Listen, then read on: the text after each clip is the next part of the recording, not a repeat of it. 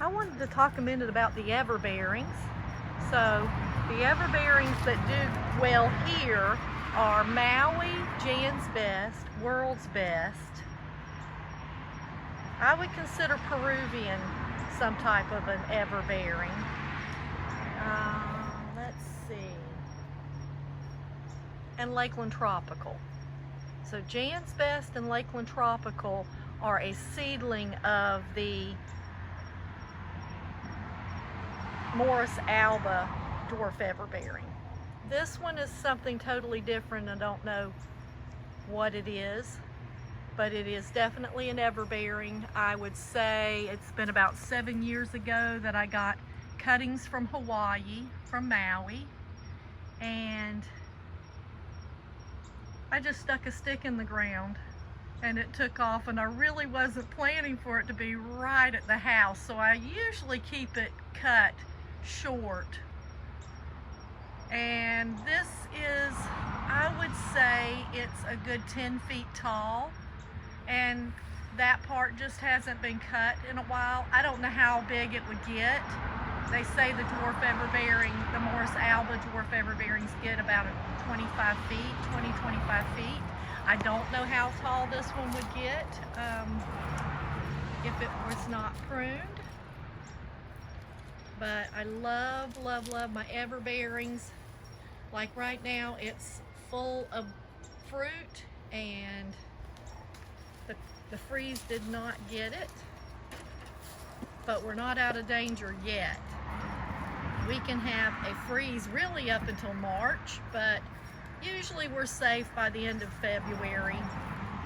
But if every bit of this fruit gets killed off, it will just put on a whole solid tree of fruit again. So I absolutely love it. I have 2 small ones out in the field, and we're a little colder out there, and the freeze got those, but they'll refruit.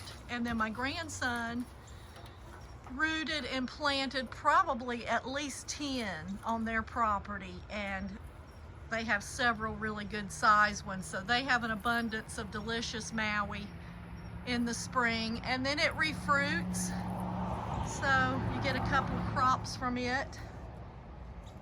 But I absolutely love my Everbearings, because if the freeze gets them, they'll refruit. So will Pakistani, Jan's Best, World's Best, Peruvian, and Lakeland Tropical.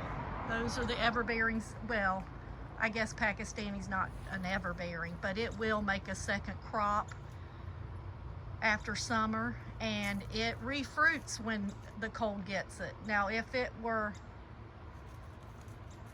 the Morris rubra types, they don't seem to fruit again if the freeze gets them.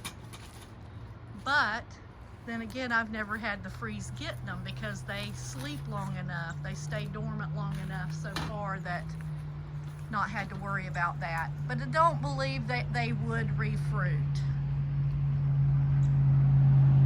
And so anyway, I wanted to share that. I absolutely love Maui, love it.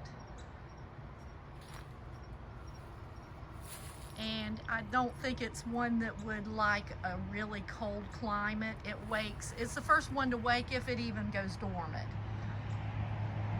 And so I would say 9A, I don't know. It's really hard to say, because they can act differently in different climates. Like Jan's Best, let's see, Maui and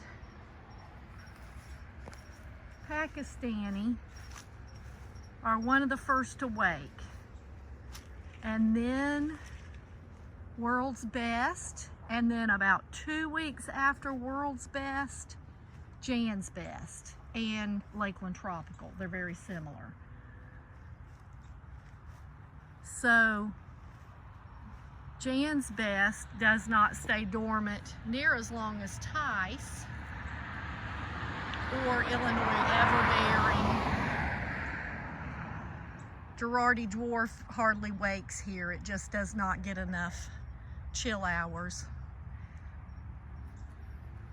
But Jan's Best has been tested in zone 5, and I believe this is the 4th or 5th, at least the 4th year, and it's doing great. So Jan's Best can thrive in a zone 5. And here is my pitiful little strawberry tree, and I hope it doesn't die. I